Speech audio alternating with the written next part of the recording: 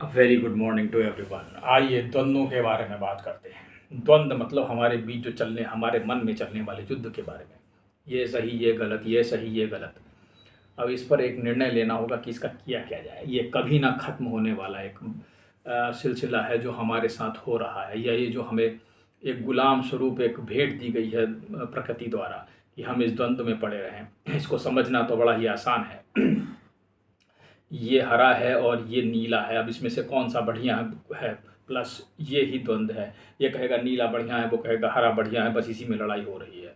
हम रेस्टोरेंट में खाना खाने जाते हैं, ये वाला मंगाएं कि ये वाला मंगाएं, कि पड़ोस में जो खा रहा है उसका मंगाएं कि ये मंगाएं। हमने एक भिखारी आया हमारे पास, हमने उसे पैसे नहीं दिए और या दे दिए, हमने सही किया या गलत किया, उसने फ़ायदा उठा लिया। देने ना देने के बाद घंटों तक ये कथा चलती रहती है। तो आइए इस द्वंद्व से युक्त महान प्रकृति को कैसे इस पर विजय प्राप्त करें, इसके बारे में कल्पना करनी चाहिए। तो इस पर अगर विचार किया जाए तो पहली बात तो ये है कि जब तक हम प्रकृति के अधीन हैं तो ये रोग समाप्त नहीं होगा। ये रोग है। ये क्या है? रोग। द्वंद्व एक रोग है। द्वंद्व अगर तुम्हारे समाप्त हो जाए, तुम इस रोग से मुक्ति के लिए कोई औषधि तो होगी। अगर कोई रोग होगा तो औषधि होगी, इसमें कोई ऐसी बात नहीं है। मान लो कोई रोग है तो उसकी औषधि होगी, ये स्वाभाविक सी बात है। तो द्वंद्व की क्या औषधि हो सकती है? ये तो बड़ा ही आसान है। चलो इसको एक उदाहरण से समझते हैं। मान लो मेरे पास एक आदमी आया। उसने कहा मुझे पैसे की आवश्यकता है। ठीक है, मैंने उसकी बॉडी लैंग्वेज से समझा कि उसको पैसे की आवश्यकता उतनी नहीं है, क्योंकि वो उसके मांगने के तरीके से तुम अंदाज लगा सकते हो। मैंने उसे मना कर दिया, मैं चला आया वहाँ से। अब उसके बाद जब मैं यहाँ आया तो मैंने सोचना शुरू किया उस बारे में कि मैंने वो ठीक किया कि नहीं, मैंने वो गलत किया कि नहीं, मैं उसे दे देता तो ठीक रहता। समस्त जगत तो परमेश्वर ही है, तो इसमें परमेश्वर के अलावा और है ही कौन?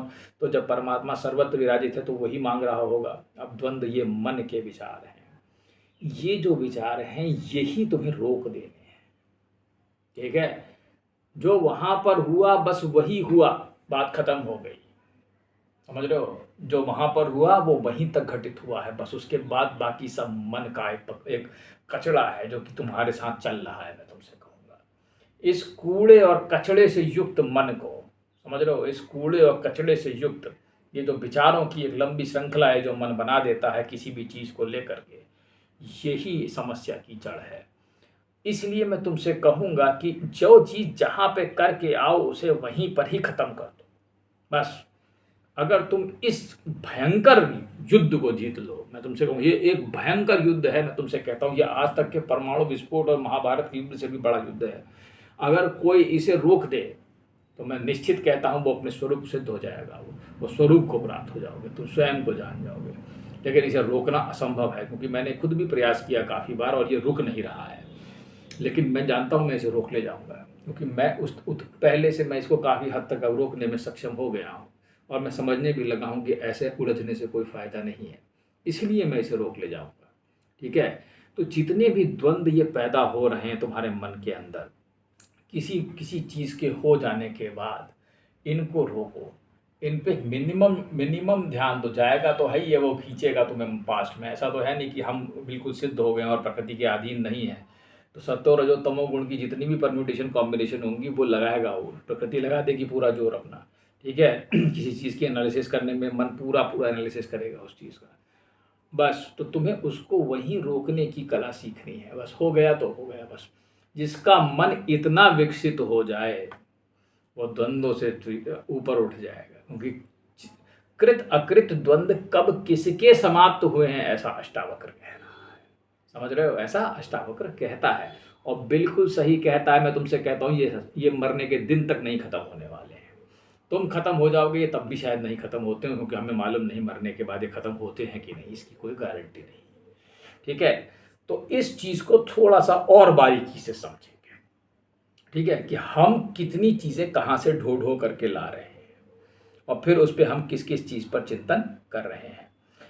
अगर हम उस चीज़ को भगाने का भी प्रयास कर रहे हैं, समझो, अगर आप उस चीज़ से बार बार होकर के परेशान होकर के आपका मन उसको हटाने का भी प्रयास कर रहा है, उस केस में आपको मानसिक तनाव या स्ट्रेस लग रहा है तो भी ठीक है, मैं कहूँगा।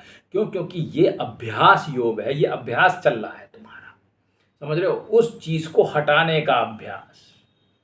समझ रहे हो? तो उस चीज़ को हटाने के अभ्यास में भी जो तुम्हारा मन काम कर रहा है, अगर वेद कहते हैं नेति नेति ये नहीं, तो वो अभ्यास योग की बात ही कर रहे हैं कि अभ्यास कैसे उस चीज़ का हो। ठीक है, तो अभ्यास करने में दिमाग खर्च होगा, उसमें थोड़ी मेहनत लगेगी, दिमाग मतलब खर्चा होगा, उसमें घिसना पड़ेगा दिमाग को, समझ रहे हो।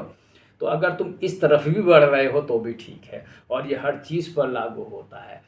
ये ईर्ष्या, क्रोध, काम, भय, ये हर चीज़ पर यही नियम सिद्धांत लागू होगा।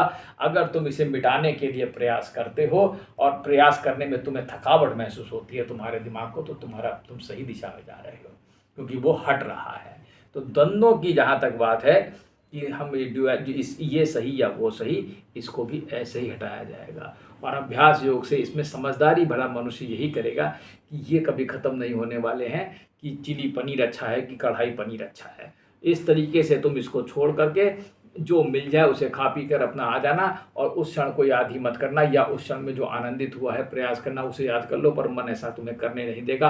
वहाँ आनंद की प्राप्ति हुई नहीं, क्योंकि वहाँ पे मैं क्षण में उपस्थित था ही नहीं। मैं तो यही विचार करते रह गया कि मैं खाऊं तो क्या खाऊं, और मैंने खा भी लिया उस खाने में, और उसमें कुछ आनंद नहीं आया, क्योंकि तुम उस क्षण पे थे ही नहीं, क्योंकि तुम्हारे पास जो था वो सबसे बढ़िया था। तुम्हें ये मानने को मन तैयार ही नहीं हुआ।